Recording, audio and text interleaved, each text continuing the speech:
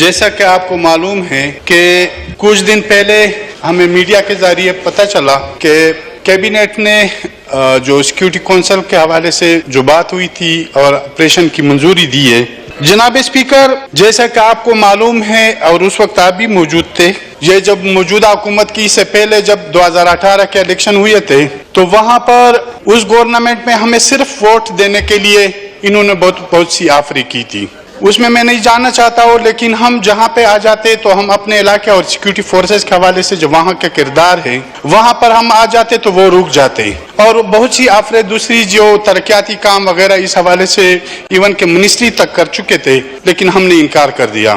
Same اس طرح جب میں کراچی سینٹرل جیل میں تھا اور یہاں پہ عدم اعتماد کے لیے جب پروڈکشن آرڈر جاری ہو گئے، یہاں پہ میں آیا تو اس وقت جب اس وقت کا اپوزیشن پارلیمانی لیڈران کا جو میٹنگ تھا اس میں شریک ہوا.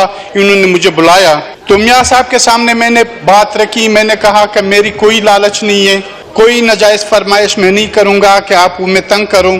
میرا صرف ایک ہی واضح موقف ہے اور یہی مسئلہ ہے کہ یہ موجودہ جو پالیسی ہے اس کو تبدیل کرنا ہوگا، اور موجودہ پالیسی کو اتنا جو ہو چکا ہے بس یہ کافی ہے. یہ ساتھ ہی خالد مقبول صدیقی صاحب MQM پاکستان کے بھی بیٹھے تھے، مینگل صاحب بھی بیٹھے تھے اور دوسرے اپوزیشن کے لیڈران بھی بیٹھے تھے.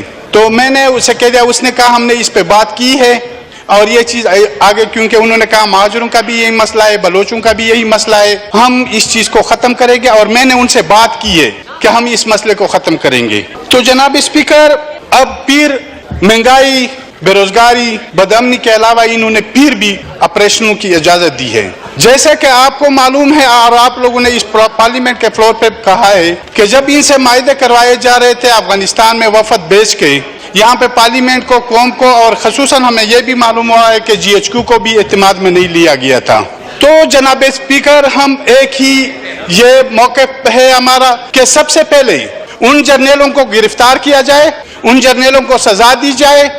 وہ اداروں کے اندر ہے یا ابھی ریٹائر ہو چکے ہیں، یا عام وہ بیوروکریٹس جو ان کے ساتھ رابطے میں ہیں یا ان کے فیسیلیٹیٹ ہیں یا ان کو جو علاقے میں واپس لے کے آئے ہیں، جب تک جناب اسپیکر ان جرنیلوں کو گرفتار نہیں کیا جائے، ان کو یہاں پہ لایا نہ جائے اور ان سے ان عمل کو کاٹا نہ جائے اور یہ گند پھیلانے والوں کو صاف نہ کیا جائے، تب تک ہم کسی آپریشن کی اجازت نہیں دیں گے.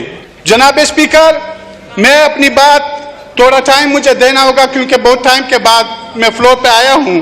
تو جناب اسپیکر، اب پھر انہوں نے پرسوں وانا میں آپریشن کیا. وانا میں انہوں نے کیسے آپریشن کیا؟ جہاں پہ ان کو انٹیلیجنس بیسس پہ معلومات تھی، وہاں پہ جب یہ چلے گئے تو انہوں نے اتنا ٹائم دے دیا کہ وہاں پہ جو موجود اس گھر کے اندر لوگ تھے وہ بھاگ گئے اور دوسرے گھر میں گھس گئے. جب وہ دوسرے گھروں میں چلے گئے تو انہوں نے اوپر سے شیلنگ کی ان دوسرے گھروں کے. ان بیچاروں کو تو پتہ ہی نہیں تھا، ان کے گھر برباد ہو گئے، ان کے بندوق کو اٹھا کے لے کے گئے، اور جو دہشت گرد تھے کچھ چلے گئے، بھاگ گئے، اور کچھ کو انہوں نے ہلاک کر دیا. تو جناب اسپیکر، پھر اس کے بعد انہوں نے بہت سے علاقوں کو یہ کہا کہ آپ یہ علاقے خالی کریں، ہم یہاں پہ آپریشن کریں. جب علاقہ خالی ہوگا اور آپ کے وہاں پہ پالے ہوئے لوگ وہ آپ کے لیے وہاں پہ ٹھہریں گے، وہاں پہ رہیں گے. تو اس خوف کو ایک سوچے سمجھے منصوبے کے تحت پلایا جا رہا ہے. جناب اسپیکر، میں موجودہ حکومت سے یہ اپیل کروں گا، بلکہ درخواست کروں گا کہ اس عمل کو روکا جائے. جیسے میں نے پہلے کہا کہ ان لوگوں کو سزا دی جائے جو اس کے ذمہ داران ہیں، کیونکہ اب یہ بات بہت واضح ہو چکی ہے.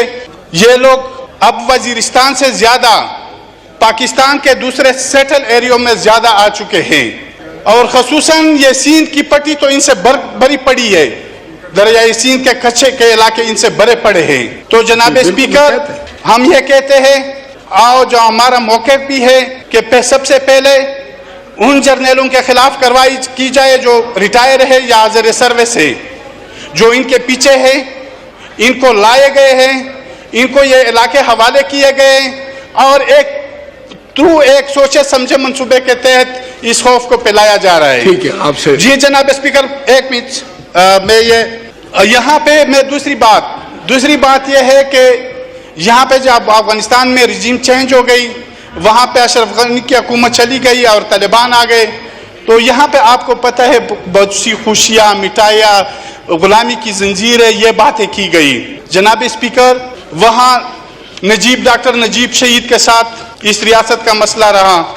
پھر اس کے بعد جو مجاہدین آ گئے ان کے ساتھ آپس کی لڑائی ہو گئی اور شمالی اتحاد اور ادھر پشتونوں کا مسئلہ ہو گیا، تو اس میں بھی یہ تھے. پھر جب امارت اسلامی بن گئی، مولا عمر جو اس کا سربراہ تھا، پھر امریکہ نے جب افغانستان میں انٹری کی، پھر پاکستان نے امریکہ کا ساتھ دیا. جناب اسپیکر، اس کے بعد جب امریکہ انٹر ہو گئی، اشرف کرزئی کی حکومت آ گئی، کرزئی حکومت کے ساتھ یہی مسئلہ رہا.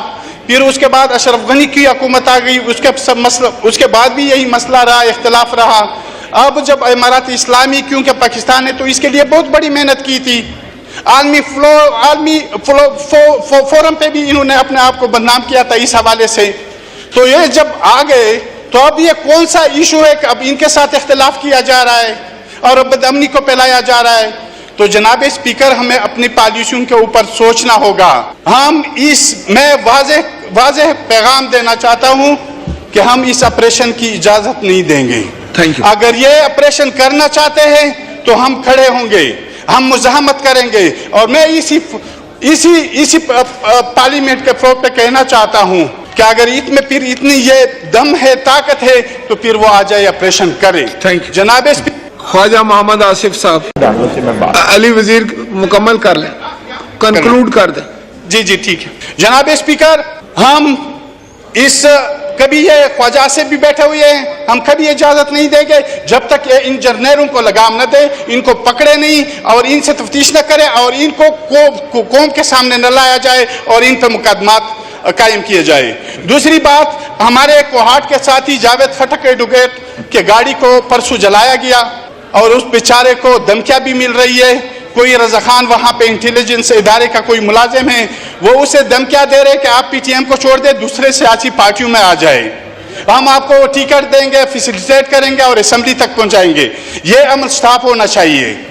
اس طرح کے دباؤ، یہ ہتھ کنڈے نہیں استعمال ہونے چاہیے. اور ساتھ ہی وہاں پہ ایک دوسرے جو ریفیوجز ہے، جب افغانستان ریولوشن، جب رشیا انٹر ہوئی تھی، اس ریولوشن کے بعد جب وہ یہاں پہ آئے ہوئے، اب ان کے گھروں کو مسمار کیا جا رہا ہے. خدا را لوگوں کو تکلیف نہ دیا جائے.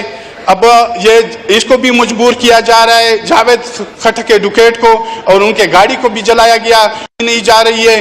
تو میری یہ ریکویسٹ ہے کہ اس پہ توجہ دی جائے. ساتھ ہی سیکورٹی کونسل کی جو انہوں نے منظوری دی ہے اس کو بھی سٹاپ کیا جائے اور پہلے اپنے گند کو صاف کیا جائے. جو ہمارے اداروں کے اندر یا باہر موجود ہے، سب سے پہلے اس گند کو صاف کرنا چاہیے.